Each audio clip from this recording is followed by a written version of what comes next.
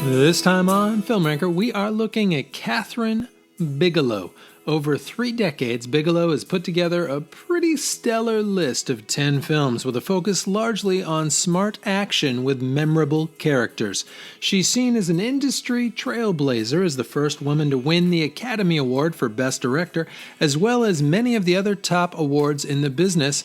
Also, she is pushing the action movie genre in new and very interesting directions. But enough chit-chat, let's take a look at all 10 of her films and count them down. Number 10, The Weight of Water. This is the one real dud on Bigelow's list. It's kind of 2 movies smushed together, but both of them feel like equally unsexy episodes of the Red Shoe Diaries, with oodles of voiceovers, a ridiculous soundtrack that's the smoothest of smooth jazz, plenty of bad poetry, and so much sincerity. The cast is good, but everything they do and say, not so much. Number 9, The Loveless, Bigelow's first film, which she co-directed with the amazingly named Monty Montgomery. It feels like a first film. It does suffer from being more than a bit directionless, but it's kind of a charming ode to the wild one, and there's just a smidge of John Waters-style cheekiness in there as well. Mostly, it's worth it for the young, rebellious Willem Dafoe as the lead. Number 8, Blue Steel. Blue Steel is the epitome of pretty good. Jamie Lee Curtis is always fantastic, and that's no different here. Clancy Brown's perfect as the tough-as-nails detective who takes her under his wing, and Ron Silver is legitimately slimy slimeball, but the cat-and-mouse game doesn't hold up all the way through, and the ultra-90s look feels more dated than most on this list. Number 7, K-19, The Widowmaker. This one is mostly remembered for Harrison Ford's occasional and terrible Russian accent, but there's actually a lot to like. It may not be the best Cold War movie or the best submarine movie or even the best Cold War movie based on a submarine, but it is an interesting look at the Russian side of things, and there are a few memorable moments, mostly involving Liam Neeson and Peter Sarsgaard. If you are at all interested in the Cold War, this one is worth a watch. Number 6, Detroit.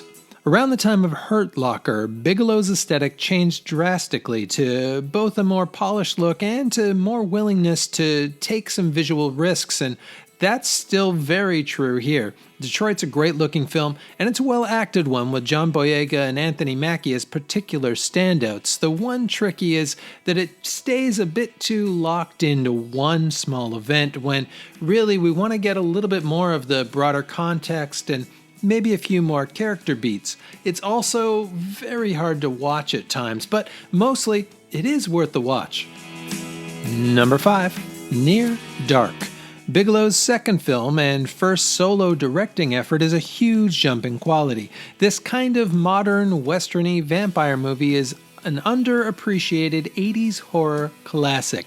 It's a bit of a grittier, more grown-up Lost Boys, which weirdly came out in the same year. Like Lost Boys, it focuses on family as much as it does on drinking blood. The end feels maybe a little bit like a cop-out, but the other 90% is worth it, and Bill Paxton, who is still in full-on Aliens mode, kinda steals the show.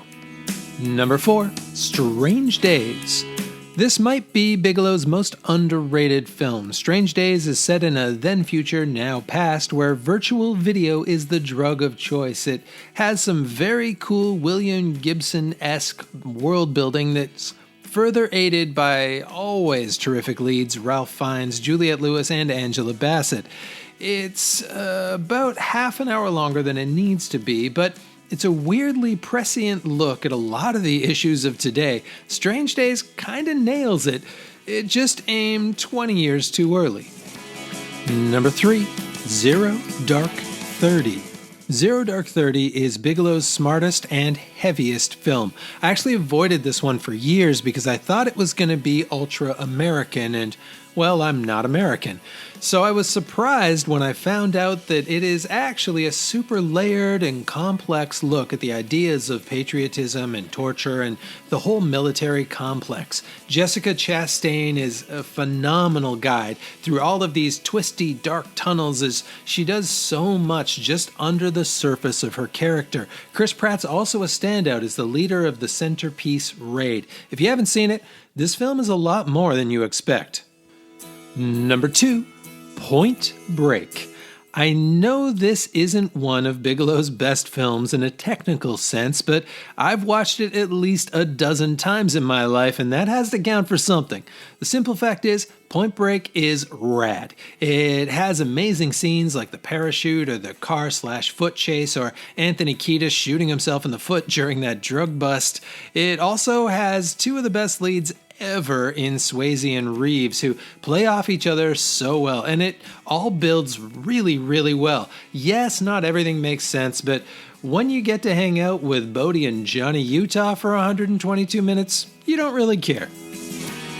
Number 1. Hurt Locker. It feels a bit obvious to pick the Oscar winner as the top film, especially when it won in a famously weak year, but Hurt Locker deserved those accolades. It's a tight film that even when the characters aren't actively defusing a bomb, they're always kind of on the edge of exploding. Jeremy Renner is the best he's ever been. Anthony Mackie is great as always, but it's really Bigelow that drives the show with a terrific sense of pacing. She knows when to hold for just a bit longer than we're comfortable with and when to drive up the tension with frantic cuts. It's a phenomenal character study and a mesmerizingly honest look at a very specific kind of soldier in a very specific kind of war. And that's it. Let me know which are your faves in the comments. I know there are a lot of Near Dark and Strange Days fans out there, and also please do like and subscribe, and hopefully I will see you all next time.